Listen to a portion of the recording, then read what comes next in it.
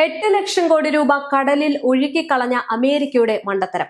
American നാവികസേനയുടെ ചരിത്രത്തിലെ ഏറ്റവും വലിയ പരാജയങ്ങളിലൊന്നായി ലിറ്ററൽ കോംബാറ്റ് ഷിപ്പ് 8 നിലയിൽ പൊട്ടി. ശത്രു രാജ്യങ്ങളുടെ തീരങ്ങളിൽ ചെന്ന് ആക്രമണം നടത്താൻ ലക്ഷ്യമിട്ട് നിർമ്മിച്ച ഈ കപ്പലുകൾ ഇന്ന് വലിയ സാമ്പത്തിക ബാധ്യതയായിട്ട് മാറിയിരിക്കുകയാണ്. ശത്രു രാജ്യങ്ങളായിട്ടുള്ള ചൈനയും ഇറാനെയും അവരുടെ മണ്ണിൽ ചെന്ന് വിറപ്പിക്കാൻ അമേരിക്കൻ സാങ്കേതിക വിദ്യയുടെ പരമാവധി ശേഷി ഉപയോഗിച്ച് പണിതുയർത്തിയ അത്യാധുനിക യുദ്ധക്കപ്പലുകൾ ഇന്ന് കടലിൽ തുരുമ്പെടുത്ത് നശിക്കുകയാണ്. 25 വർഷം സമുദ്രങ്ങൾ ഭരിക്കുമെന്ന് US നാവികസേന വീരവാദം മുഴക്കിയ കപ്പലുകൾ വെറും 5 വർഷം തികയും മുമ്പേ പണിമുടക്കി സർവീസിൽ നിന്ന് പിൻവലിയേണ്ടി വന്ന സാഹചര്യമാണ് ഇപ്പോൾ ഉള്ളത്. സ്വന്തം ജീവനക്കാർ പോലും കൊള്ളരുതാത്ത കപ്പൽ എന്ന് പരിഹസിച്ച് വിളിക്കുന്ന ഈ ഒരു കോടികളുടെ ആയുധ നിർമ്മാണത്തിന് പിന്നിൽ അമേരിക്ക പകച്ചു നിൽക്കുകയാണ്. ആഗോള പ്രതിരോധ രംഗത്തെ ഞെട്ടിച്ച അമേരിക്കയുടെ ഏറ്റവും വലിയ പരാജയത്തിന്റെ പ്രതീകമായിട്ട് ഈ കപ്പൽ മാറുകയാണ്. ലോകത്തിലെ ഏറ്റവും വലിയ മഹാശക്തി എന്ന് സ്വയം പ്രഖ്യാപിച്ച് അമേരിക്കൻ നാവികപ്പട കടലിൽ ഒഴുക്കിക്കളഞ്ഞത് ഇത്രയും ഭീമമായിട്ടുള്ള തുകയാണ്. ശത്രു രാജ്യങ്ങളായിട്ടുള്ള ചൈനയും ഇറാനെയും ഒരേപോലെ വിറപ്പിക്കാൻ വേണ്ടിയിട്ടാണ് അമേരിക്ക ഈ ഒരു നീക്കം നടത്തിയത്. പക്ഷെ ഇന്ന് കടലിൽ ആർക്കും ഒരു ഉപയോഗമില്ലാതെ തുരുമ്പടിച്ച് നശിക്കുകയാണ്. സ്വന്തം നാവികർ പോലും ചെറിയ വൃത്തികെട്ട കപ്പൽ എന്ന് പരിഹസിച്ച് വിളിക്കുന്ന ഒരു ചെറിയ ഡ്രോൺ ആക്രമണത്തെ പോലും പ്രതിരോധിക്കാൻ ശേഷിയില്ലാത്ത ഈ കപ്പലുകൾ അമേരിക്കൻ സാമ്രാജ്യത്തിന്റെ തകർച്ചയുടെ ഒടുവിലത്തെ അടയാളമാണോ എന്നാണ് അന്താരാഷ്ട്ര നിരീക്ഷകർ ഇതിനെ നോക്കിക്കാണുന്നത്. സൂപ്പർ പവർ എന്ന് അഹങ്കരിക്കുന്ന അമേരിക്കൻ നാവികപ്പടയ്ക്ക് സംഭവിച്ച ചരിത്രത്തിലെ ഏറ്റവും വലിയ നാണക്കേടിന്റെ കഥ കൂടിയാണ് അമേരിക്കയുടെ ഈ ഒരു പതനം എന്ന് പറയേണ്ടി വരും. ലോകത്തെ വിറപ്പിക്കുന്ന സൈനിക ശക്തി എന്ന അമേരിക്കയുടെ അഹങ്കാരത്തിന് മേൽ വീണ ഏറ്റവും വലിയ പ്രഹരമായിട്ട് മാറുകയാണ് ലിറ്ററൽ കോംബാറ്റ് ഷിപ്പ് അഥവാ LCS പ്രോഗ്രാം എന്നത്. ഈ മാസം ഒഹായോയിലെ തുറമുഖത്ത് വെച്ച് അമേരിക്കൻ നാവികസേന തങ്ങളുടെ 35ാമത്തെയും അവസാനത്തെയും LCS കപ്പലായിട്ടുള്ള USS ക്ലീവ്ലാൻഡ് കമ്മീഷൻ ചെയ്യുമ്പോൾ അതൊരു വൻ വിജയത്തിന്റെ പ്രഖ്യാപനമായിരുന്നില്ല, മറിച്ച് ലോകമെമ്പാടും യുദ്ധക്കുതി പടർത്തുന്ന ഒരു സാമ്രാജ്യത്വ ശക്തിയുടെ തകർച്ചയുടെയും വിവേകശൂന്യതയുടെയും ഒടുവിലത്തെ അടയാളമായിരുന്നു. നാവികസേനയുടെ താൽക്കാലിക സെക്രട്ടറി ഹാങ് കവോ ഇതിനെ ഉരുക്കിന്റെയും കരുത്തിന്റെയും ശക്തി എന്ന് വിശേഷിപ്പിച്ചപ്പോൾ ആഗോള സൈനിക വിദഗ്ധർ ഇതിനെ വിളിച്ചത് എളുപ്പത്തിൽ വേട്ടയാടപ്പെടാവുന്ന വെറും ഒരു മാംസ കഷ്ണം എന്നതായിരുന്നു.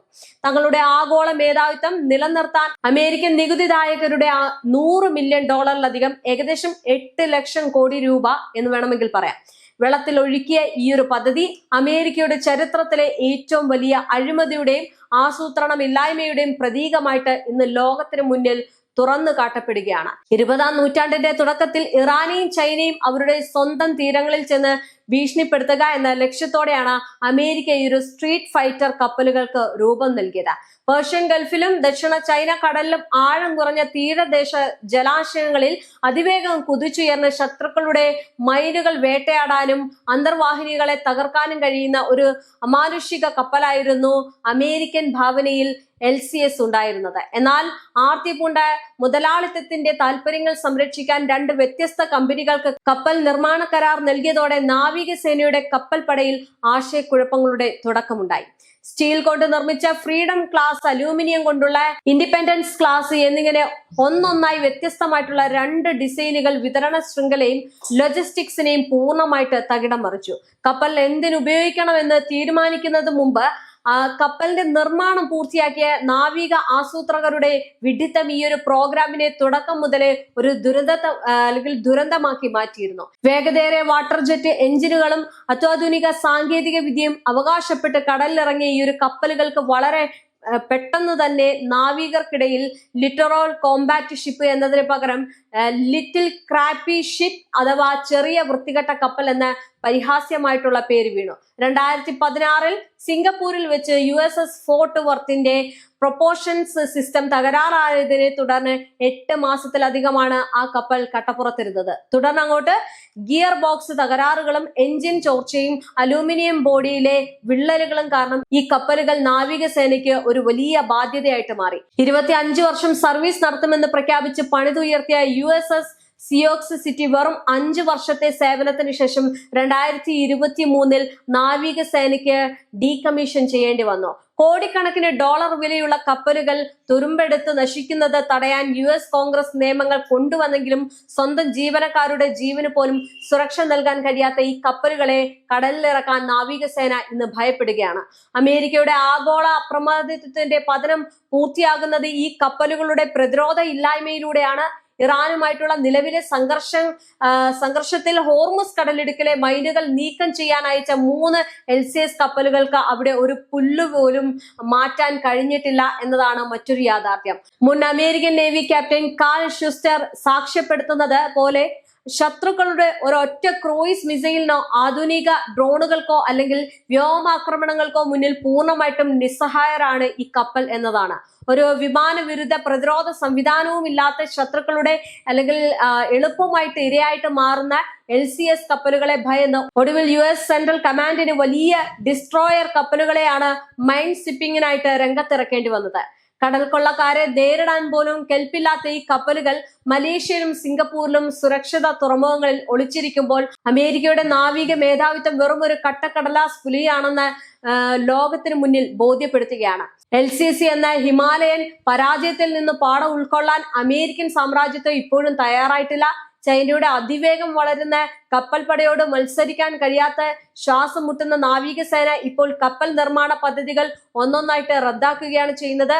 കോൺസ്റ്റലേഷൻ ക്ലാസ് ഫ്രിഗേറ്റുകളുടെ നിർമ്മാണം അനിശ്ചിതത്വത്തിലായതോടെ അമേരിക്ക ഇപ്പോൾ പുതിയൊരു വിനാശകരമായിട്ടുള്ള പദ്ധതിയുമായിട്ട് രംഗത്തെത്തിയിരിക്കുകയാണ്. കഴിഞ്ഞ ഡിസംബറിൽ മാർ എ ലഗോയിൽ വെച്ച് പ്രഖ്യാപിച്ച ട്രംപ് ക്ലാസ് ആണവോർജ യുദ്ധക്കപ്പലുകളാണ് അമേരിക്കയുടെ പുതിയ പ്രതീക്ഷ എന്ന് പറയുന്നത്. ഹൈപ്പർസോണിക് ആയുധങ്ങളും ലേസർ സംവിധാനങ്ങളും വഹിക്കാൻ ശേഷിയുള്ള ഈ ഒരു ഭീമൻ കപ്പലുകൾക്കായിട്ട് 43.5 ബില്യൺ ഡോളറാണ് പ്രാഥമികമായിട്ട് വകവരുത്തിയിരിക്കുന്നത്. എന്നാൽ സ്വന്തം രാജ്യത്തെ ജനങ്ങൾക്ക് അടിസ്ഥാന സൗകര്യങ്ങളോ ആരോഗ്യ പരിരക്ഷയോ നൽകാതെ കോർപ്പറേറ്റ് യുദ്ധ കച്ചവടക്കാരെ സഹായിക്കാൻ നാവികസേനയുടെ ആണവ റിയാക്ടറുകൾ ഉപയോഗിച്ച് തീരദേശ താവളങ്ങൾക്ക് വൈദ്യുതി നൽകാൻ പോകുന്ന നാണം കെട്ട അവസ്ഥയിലാണ് ഇന്ന് അമേരിക്കൻ ഭരണകൂടമുള്ളത്. ചരിത്രം ഇന്നും ഒരു വലിയ ഓർമ്മപ്പെടുത്തലാണ്. അമിതമായിട്ടുള്ള സൈനിക അഹങ്കാരവും സാമ്പത്തിക ധൂർത്തും കൊണ്ട് റോമോ സാമ്രാജ്യം ബ്രിട്ടീഷ് സാമ്രാജ്യവും എല്ലാം തകർന്നടിഞ്ഞതുപോലെ ഇന്ന് അമേരിക്കയുടെ ആഗോള മേധാവിത്വത്തിന്റെ സൂര്യനും എന്നേക്കുമായിട്ട് അസ്തമിക്കുകയാണ്. വൻ ശക്തി എന്ന് നടിച്ച അമേരിക്ക $100 മില്യൺ മുക്കി നിർമ്മിച്ച ഈ ഒരു ചെറിയ വൃത്തികെട്ട കപ്പലുകൾ കടലിൽ തുരുമ്പെടുത്ത് ഇല്ലാതാകുമ്പോൾ ഇത് അമേരിക്കൻ നാവികപ്പടയുടെ മാത്രം പതനമല്ല, മറിച്ച് തോക്കിൻ മുനയിൽ നിർത്തിക്കൊണ്ട് ലോകത്തെ എന്നും ഭയപ്പെടുത്തി ഭരിക്കാമെന്ന പാശ്ചാത്യ അധിനിവേശ ചിന്താഗതികളുടെ അന്ത്യം കൂടിയാണ്. അത്യാധുനിക മിസൈലുകളുമായിട്ട് ചൈനയും റഷ്യയും ഇറാനും അടങ്ങുന്ന പുതിയ ആഗോള സഖ്യം സമുദ്രങ്ങൾ കീഴടക്കുമ്പോൾ ചരിത്രം ഒരു പുതിയ യുഗത്തിന് സാക്ഷ്യം വഹിക്കുകയാണ്. ഇനി ഒരു ചോദ്യം മാത്രം ബാക്കി. കടലിലെ ഈ ഒരു പതനം അമേരിക്കൻ സാമ്രാജ്യത്തിന്റെ പൂർണ്ണമായിട്ടുള്ള തകർച്ചയുടെ തുടക്കമാണോ എന്നുള്ളത്. സത്യത്തിൽ അമേരിക്കയുടെ ഈ ഒരു പരാജയം ഏറ്റവും കൂടുതൽ ഗുണം ചെയ്തത് ചൈനയ്ക്കും ഇറാനുമാണ്. കടലിൽ അമേരിക്കൻ നാവികസേന തകരാറിലായ കപ്പലുകളെ നന്നാക്കാൻ പാടുപെടുമ്പോൾ ചൈന തങ്ങളുടെ 3ാമത്തെ അത്യാധുനിക വിമാനവാഹിനി കപ്പലായിട്ടുള്ള ഫുജിയാൻ ഉൾപ്പെടെയുള്ള നിർമ്മിച്ച് പസഫിക് സമുദ്രത്തിൽ ആധിപത്യം ഉറപ്പിച്ചിരിക്കുകയാണ്. ഇറാനാകട്ടെ കുറഞ്ഞ ചിലവിൽ നിർമ്മിക്കാവുന്ന ആത്മഹത്യാ ഡ്രോണുകളും ഹൈപ്പർസോണിക് മിസൈലുകളും ഉപയോഗിച്ച് ഹോർമുസ് കടലിടുക്കിൽ തങ്ങളുടെ ശക്തി വർദ്ധിപ്പിക്കുകയും ചെയ്തു. ഏറ്റവും ഒടുവിൽ ഈ ഒരു വൻ സാമ്പത്തിക നഷ്ടഭാരം ചുമക്കേണ്ടി വരുന്നത് അമേരിക്കയിലെ സാധാരണക്കാരായിട്ടുള്ള നികുതിദായകരാണ്. 8 ലക്ഷം കോടിയോളം രൂപയാണ് യാതൊരു പ്രയോജനവുമില്ലാതെ കടലിൽ ഒഴുക്കി കളഞ്ഞത്. ആയുധ ലോബികളുടെയും രാഷ്ട്രീയക്കാരുടെയും സ്വാധീനവും മൂലമാണ് ഇത്രയും മോശം ഡിസൈനുള്ള കപ്പലുകൾക്ക് അനുമതി ലഭിച്ചത് എന്ന കടുത്ത വിമർശനം അമേരിക്കയ്ക്കുള്ളിൽ ഉയരുന്നുണ്ട്. കടലിലെ രാജാവ് എന്ന അമേരിക്കയുടെ കിരീടത്തിന് ഏൽപ്പിച്ച ഏറ്റവും വലിയ പ്രഹരമായിട്ട് പ്രഹരമായി ഈ ഒരു പദ്ധതി ചരിത്ര രേഖകളിൽ രേഖപ്പെടുത്തേണ്ടി വരും എന്നതാണ് മറ്റൊരു കാര്യം.